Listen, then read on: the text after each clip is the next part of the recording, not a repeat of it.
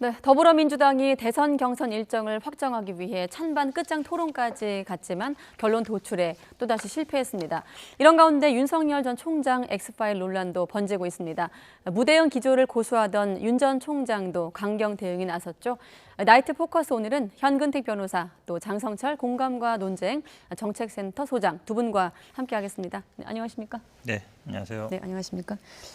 지금 시청자분들은 소장님 나오셨기 때문에 바로 좀 질문을 했으면 하시겠지만 일단 오늘은 평론가 자격이기 때문에 민주당 얘기를 먼저 하고 또 소장님에서 비롯된 해당 뉴스는 잠시 뒤에 깊게 짚어보도록 하겠습니다.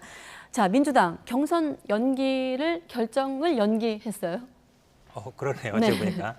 민주당 얘기는 짧게 하겠습니다. 예. 그러니까 민주당 사실은 별로 안 좋은 모습이거든요. 그러니까 빨리 결정을 해야 되는데, 그러니까 저는 이제 국민의힘 지금 이준석 대표 같은 경우에는 주자들이 다 밖에 있어요. 네. 밖에 있는데도 정시에 출발한다 이러고 있거든요. 안 타면 우리 그냥 갈 거다 이러고 있단 말이에요. 그만큼 어찌 보면 원칙을 지키겠다는 모습이거든요. 네. 그런 게 이제 국민한테 신뢰를 주는 모습인데, 이제 우리 당은 사실은 어찌 보면 이제 서로 유불리를 따지고 있는 거예요. 원칙은 정해져 있습니다. 180 전에로 돼 있는 거예요. 근데 네. 결국은 이제 오늘도 아마 의총에서 결론이 못 난 것 같습니다. 팽팽했던 것 같은데요. 근데 그동안 여론조사를 보면 대부분 원칙대로 해야 된다는 의견이 훨씬 많았어요. 제가 보기엔 그렇습니다. 2배 이상 되는 것도 있고요. 네.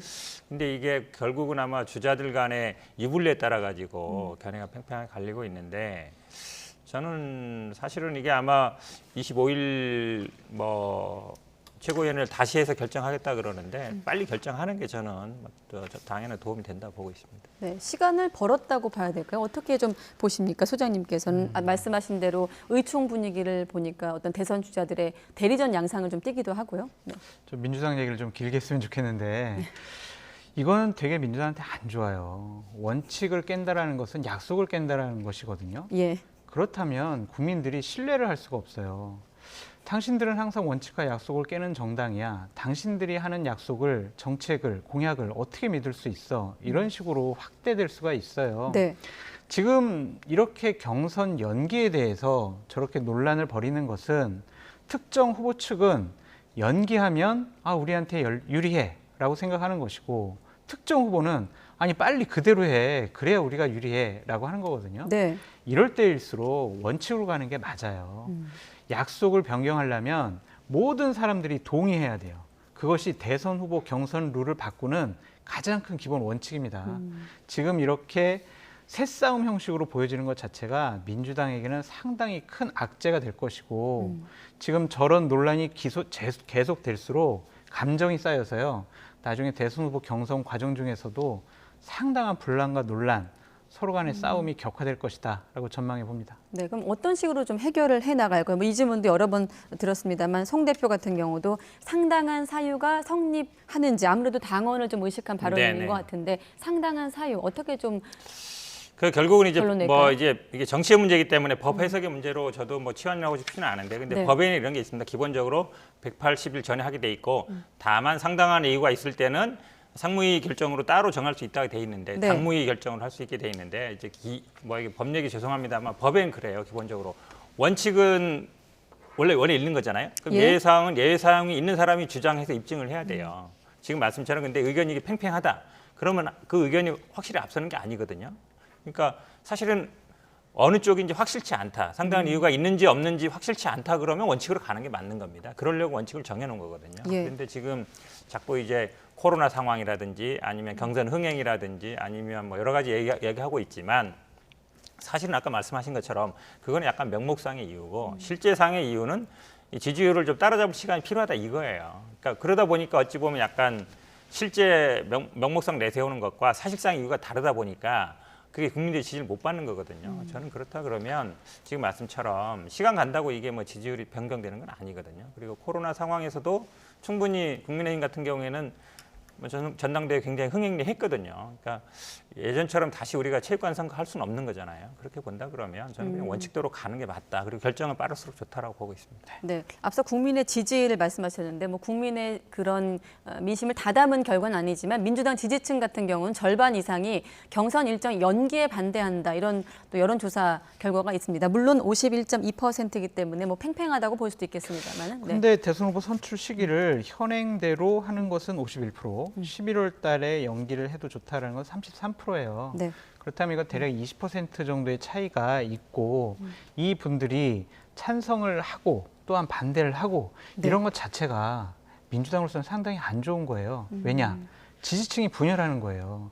각기 대선 후보에 따라서 예. 이 민주당으로 한 팀으로 몰고 가야 되는데 지금 대선 후보에 따라서 지지층들이 분열하고 있다는 것 자체가 경선의 후유증을 벌써 생각할 수밖에 없다라고 말씀드리고요. 예. 상당한 사유라는 것이 정말 상당한 사유여야지 어떤 특정한 후보군들이 연기하자고 해서 국민의힘이 대선 후보 선출을 11월 달에 한다고 해서 네. 예상대로 11월 중에는 코로나 방역이 거의 좀 집단 면역이 형성될 것 같아서 이것이 상당한 사유가 될까요? 이것은 특정 계파, 특정 후보들이 자신들이 좀 유리해지기 위한 시간 벌기다. 그래서 이것을 원칙을 깨는 것은 민주당으로서는 어찌됐든 너무 안 좋은 거다. 원칙대로 밀고 나가시라라고 말씀드립니다. 네, 말씀하신 대로 지금 다른 후보들이 이른바 통 큰 양보를 하면서 이재명 지사 쪽을 좀 압박하고 있습니다만 역시나 이재명 지사 원칙을 지키는 게 더 중요하다라는 입장을 밝혔거든요. 이 지사 얘기도 한번 들어보도록 하겠습니다.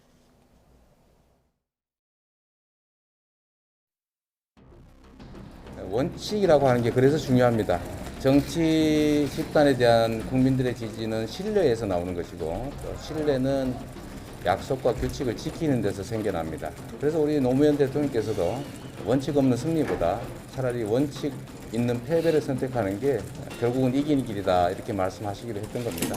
그 인터뷰에서 말씀드렸던 것처럼 이 갈등 국면에서 통 크게 받아주면 뭐 대범하다 또 포용력 있다 이런 평가를 받을 수 있고 개인적으로 그게 유익하다는 점을 모를 만큼 제가 이제 하수는 아닙니다.